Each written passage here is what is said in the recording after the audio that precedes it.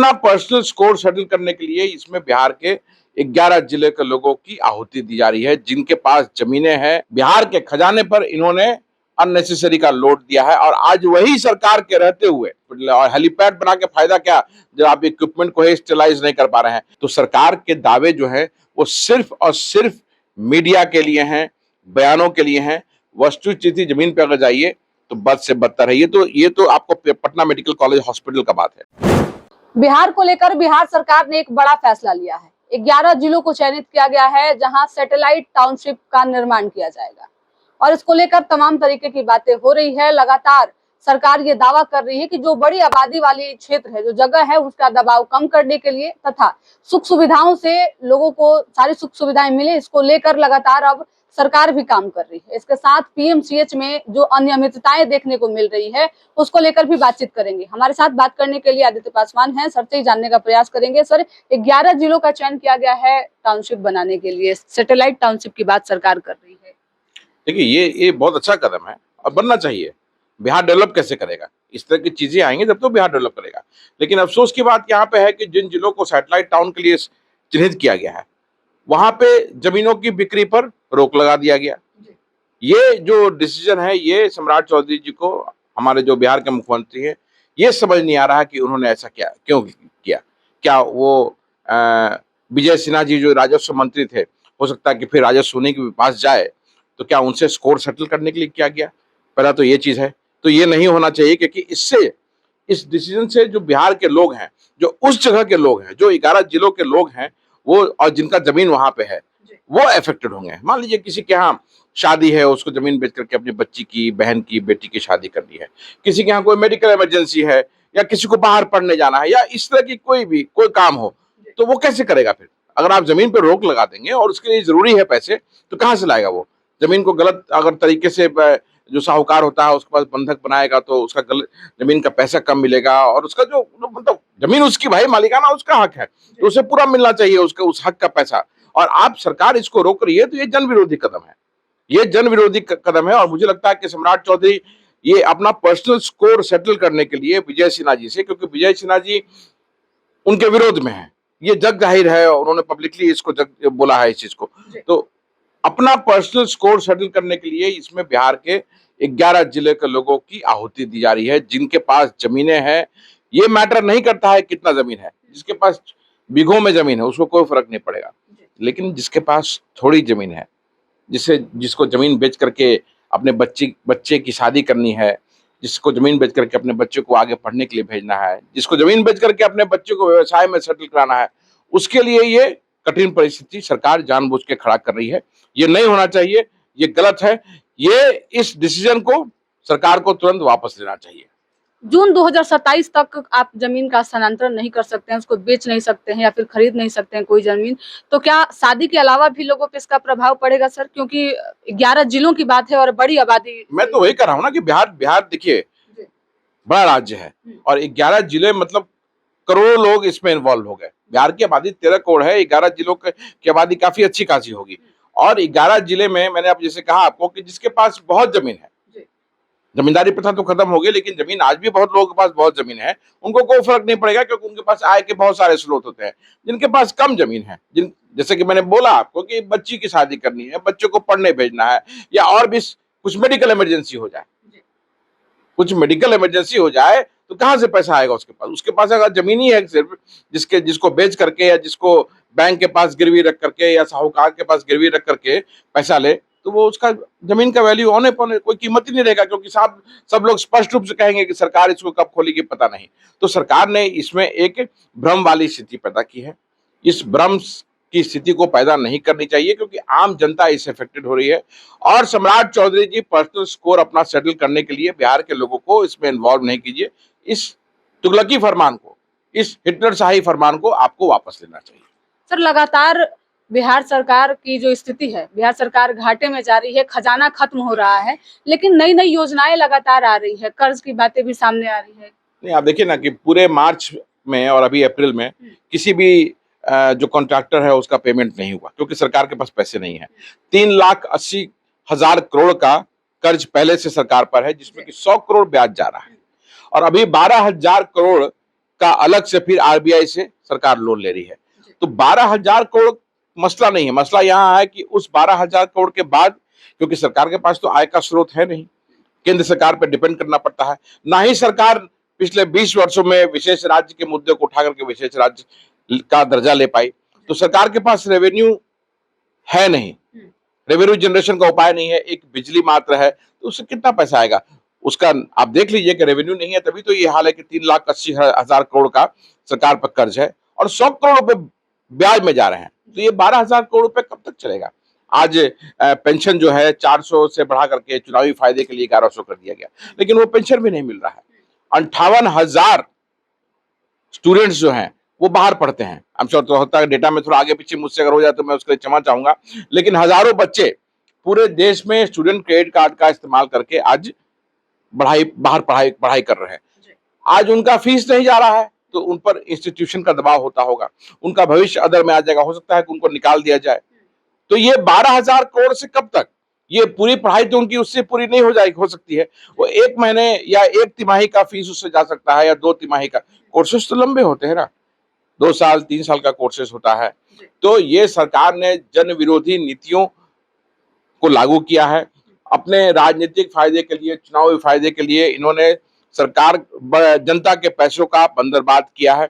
10-10 हजार रुपए सब को दे करके बिहार के खजाने पर इन्होंने अननेसेसरी का लोड दिया है। और आज वही सरकार के रहते हुए आज लोगों को वेतन नहीं मिल रहा है, बुजुर्गों को पेंशन नहीं मिल रहा है, छात्र को पढ़ने के लिए उसका फीस नहीं जा रहा है। और इसी सरकार में आज बिहार में क्राइम का ग्राफ किस तरह से बढ़ा हुआ है ये सभी के सामने है। यहां तक ऐसा कभी नहीं हुआ था कि किसी को मार करके उसका सर सड़क के बीच में रख दिया जाए। लगातार हमारी बहनों बच्चियों के साथ दुष्कर्म हो रहा है, इसमें कहीं से कोई रोक नहीं है। तो ये अफसोसजनक है। तो सरकार को गंभीरता से इस ओर देखना चाहिए और औद्योगिकरण के लिए एक जिम्मेदार व्यक्ति को उसका जिम्मेवारी देना चाहिए, ताकि बिहार में औद्योगिकरण को बढ़ावा मिले। सरकार कहती है कि हमने एमओयू कर लिया, बाहर जाती है सरकार, बिजनेस कॉन्क्लेव करती है पैसों के लिए कि इन्वेस्टमेंट आए, और बोलती है कि हमने हजारों करोड़ का एमओयू साइन कर लिया, और जनता इस चीज को मानती है। तो मैं आपके माध्यम से ये जनता को बताना चाहूंगा कि एमओयू का मतलब सिर्फ मेमोरेंडम ऑफ अंडरस्टैंडिंग होता है। एमओयू का मतलब ये नहीं होता है कि वो इन्वेस्टमेंट आपके प्रदेश में आ ही रहा है। It is just an understanding between 2 parties और अ गवर्नमेंट और may be an industrial entity, सिर्फ वही है वो।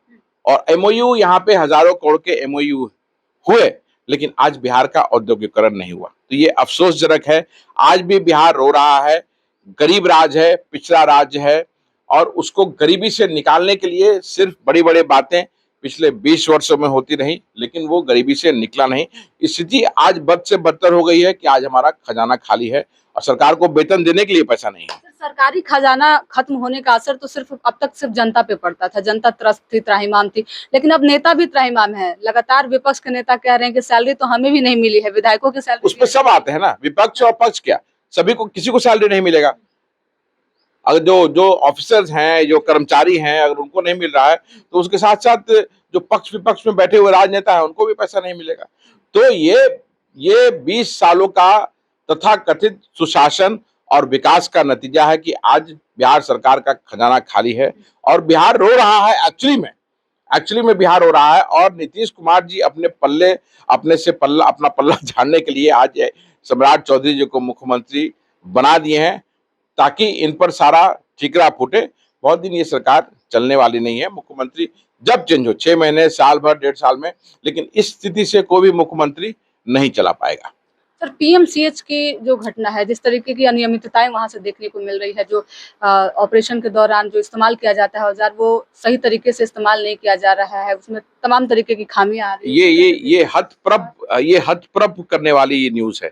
आज हम लोगों ने न्यूज़पेपर में सुना, और बिहार सरकार ये दावा करती है वर्ल्ड क्लास फैसिलिटीज देते हैं अपने सरकारी हॉस्पिटलों में, और आज का ये न्यूज है कि प्रॉपर स्टेलाइजेशन नहीं होता है ऑपरेशन करने के लिए। अंदाज पे सारे काम हो जाते हैं। तो जब प्रॉपर स्टेलाइजेशन नहीं होता है, और वन बैड डे अगर वो प्रॉपर स्टेलाइजेशन नहीं हो रहा है और मरीजों को इन्फेक्ट अगर उस इक्विपमेंट से हो गया, तो समझिए कि मरीजों पे कितना बीमारी का खतरा बढ़ेगा और लोग मर सकते हैं। तो सरकार के दावे जो है वो सिर्फ और सिर्फ मीडिया के लिए हैं, बयानों के लिए हैं। वस्तुस्थिति जमीन पे अगर जाइए तो बद से बदतर है। ये तो आपको पटना मेडिकल कॉलेज हॉस्पिटल का बात है, जो कि बिहार की राजधानी पटना में है। आप पूरे बिहार में जाइए, कम्युनिटी हेल्थ सेंटर और पब्लिक हेल्थ सेंटर में जाइए, तो वहां पे आपको स्टाफ मिलेगा, वही स्टाफ जिसको आज सैलरी नहीं मिल रहा है, लेकिन वहां दवाएं नहीं है, वहां इक्विपमेंट्स नहीं है, तो वहां इलाज नहीं होता है। स्पेशलिटी हॉस्पिटल या फिर पटना भेजा जाता है, तो बहुत सारे लोग मर जाते हैं पटना आते आते। पीएमसीएच की बात इसलिए भी खास हो जाती है कि वहाँ पे हेलीपैड की व्यवस्था की गई, बड़े बड़े इंफ्रास्ट्रक्चर को डेवलप किया गया ताकि मरीजों को इसकी सुविधाएं मिले, लेकिन मरीज इतनी चीजों से जो है यही पीएमसीएच था ना, जहाँ देश विदेश से लोग पहले पढ़ने आते थे। एक टाइम में ये पूरे इंडिया का जाना माना हॉस्पिटल हुआ करता था। और जब प्राइवेट हॉस्पिटल्स नहीं हुआ करते थे तो क्या नेता, क्या अफसर, क्या आदमी, सभी लोग इलाज वहीं पे होता था। लेकिन आज स्थिति देखिए, अगर आपके पास पैरवी नहीं है तो सरकारी हॉस्पिटल में कोई आपको पूछ नहीं जाएगा। कौन सा रसूखदार आदमी या पैसे वाला आदमी या कोई ऑफिसर या नेता वहां जाके इलाज कराता है? नेता लोग भले थोड़ा बहुत जाते हैं ताकि वहां पे उनका इलाज ठीक से होता है, नहीं तो आम आदमी के सिवा कोई तो जाता नहीं है। क्यों नहीं जाता है? इसलिए कि उनका इलाज वहां पे जानवरों की ऐसी स्थिति है। सच्चाई में अगर आप जाके पीएमसीएच का इमरजेंसी वार्ड देख लीजिए, एनएमसीएच का जाके इमरजेंसी वार्ड देख लीजिए, क्या स्थिति है आपको मालूम चल जाएगा। जानवर की तरह लोग पड़े रहते हैं। तो ये स्थिति सिर्फ मीडिया में बताया जाता है कि वर्ल्ड क्लास हॉस्पिटल है, और हेलीपैड बना के फायदा क्या जब आप इक्विपमेंट को स्टेलाइज नहीं कर पा रहे हैं? हेलीपैड बना के फायदा क्या जब आम आदमी का इलाज ही ठीक से नहीं हो पा तो सबसे अधिक स्वास्थ्य विभाग में हो रहे हैं। यही तो घोटाला है ना, यही तो घोटाला है। वहां पे जो सीएफओ हैं, एक रिटायर्ड आदमी को सीएफओ बना दिया गया, चीफ फाइनेंशियल ऑफिसर, और उस सीएफओ को बार बार एक्सटेंशन दिया था। क्यों? इसके पीछे राज क्या है? ये सब तो आप लोग को पता करना चाहिए, जाना चाहिए, पूछना चाहिए कि जो चीफ फाइनेंशियल ऑफिसर हैं वो रिटायर्ड हो चुके हैं, और नीतीश कुमार जी उनको बार बार एक्सटेंशन क्यों दे रहे हैं? क्या बात है? रिटायरमेंट के बाद भी एक ही वही आदमी आपको वो पीएमसीएच को बनाने में मदद कर रहा है। और हेलीपैड बन रहा है, किसके लिए हेलीपैड बन रहा है? क्या किसी किसी गांव के आदमी को एयरलिफ्ट किया जाएगा? मैं आपके माध्यम से सरकार से पूछना चाहूंगा कि अगर गांव के आदमी को जरूरत पड़ेगी तो क्या उसके लिए हेलीकॉप्टर जाएगा? पहला हक तो उस गांव के आदमी का है जिसने आपको वोट दिया है, और उस वोट से आप सत्ता में बैठे हुए हैं, मुख्यमंत्री, मंत्री, विधायक या सांसद बने हुए हैं। तो पहला हक उस हेलीकॉप्टर पे उस व्यक्ति का है।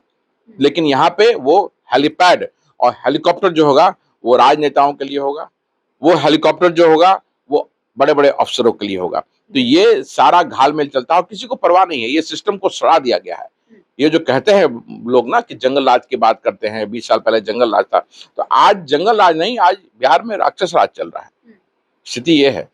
सर, मंगल पांडे को दूसरी बार जो है वो स्वास्थ्य विभाग की जिम्मेदारी सौंपी गई। तमाम दावे करते हैं। कोविड के समय में भी स्थिति देखी गई बिहार की, पीएमसीएच की स्थिति देखी गई, और जब तेजस्वी ने उनसे सवाल पूछे थे तो उन्होंने कहा था कि कहीं भी बैठ के आप लोग डिबेट कर लीजिए हमसे, स्वास्थ्य की व्यवस्था हमने बिहार में इतनी अच्छी कर दी है कि सारे लोग ठीक ठाक से इलाज करवा रहे हैं। मंगल पांडे के इस दावे को आप सर कैसे देखते हैं? नहीं, तो दावा तो सिर्फ मीडिया में रहता है ना, धरातल पे तो वो सही नहीं है।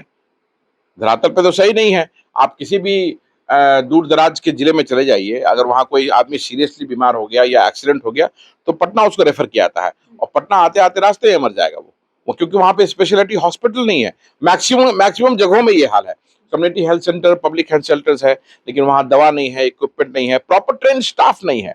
तो ये सब चीज यहाँ बहुत बड़ा लूट का सिस्टम चल रहा है, और वही लूट का सिस्टम के कारण ना आज बिहार का खजाना खाली है, क्योंकि इन भ्रष्ट नेताओं ने पूरे सिस्टम को लूट लिया, चूस लिया, और यही रीजन है कि आज बिहार जो है, बिहार का खजाना खाली है और एक गरीब राज्य के श्रेणी में बिहार आ रहा है। चलिए, हमारे साथ बात करने के लिए आदित्य पासवान थे जिनसे बातचीत कर रहे थे। बिहार सरकार लगातार दावे कर रही है, लगातार तमाम तरीके की योजनाएं ला रही है, और सबसे बड़ी बात कि 11 जिलों को चयनित किया गया है सैटेलाइट टाउनशिप बनाने के लिए, और यहाँ पे जमीन की खरीद बिक्री पे रोक लगा दी गई। यानी कि आप ना तो जमीन खरीद सकते हैं इस बीच, ना बेच सकते हैं, ना ही उसको स्थानांतरण कर सकते हैं। ये समय सीमा जो रखा गया है वो जून 2027 तक का रखा गया है। इस टाइम तक आप किसी भी प्रकार से जमीनी काम को जो है वो नहीं कर सकते हैं, और इस पे क्या असर पड़ेगा लोगों पे, जो आम लोग हैं, इसी को लेकर बातचीत कर रहे थे। इसके साथ ही पीएमसीएच में जिस तरीके की अनियमितताएं निकलकर सामने आ रही है कि बिना इक्विपमेंट की सही जानकारी हुए या फिर अंदाज पे वहां पे सारे काम हो रहे हैं, जिसके वजह से लोगों में इससे भी परेशानी हो रही है। इसके साथ ही हमने बातचीत किया सरकारी खजाने को लेकर, सरकार किस तरीके से काम कर रही है और खजाने खाली होते जा रहे हैं, इसका प्रभाव लोगों पे क्या पड़ेगा, इसको लेकर भी बातचीत कर रहे थे। फिलहाल इस खबर में इतना ही, धन्यवाद।